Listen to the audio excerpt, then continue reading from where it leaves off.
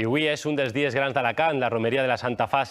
En un dels actes han participat els dos equips més representatius de la ciutat, l'Hèrcules i l'Aquelea Alacant, que han fet costat a la iniciativa d'evitar el botellot en esta festa.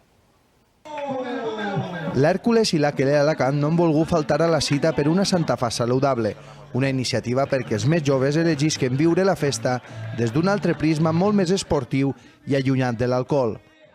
Els dos conjunts han volgut estar junt amb els seus aficionats en les hores prèvies a un cap de setmana on en bàsquet es podria ascendir a l'Eport si guanyen contra el Navarra y perd el Villarrobledo, según clasificat.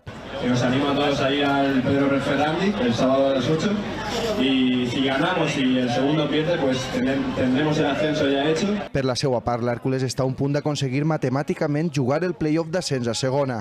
Dissabte rep el Conquense. Dilluns vam fer l'ofrenda a la Santa Faç, ha sigut una setmana diferent perquè aquí a Alicante és un moment diferent, una setmana diferent, però hem estat aïllats, intentant treballar, intentant estar concentrats. Els aficionats han pogut disfrutar dels seus ídols en un dia tan marcat per als alacantins.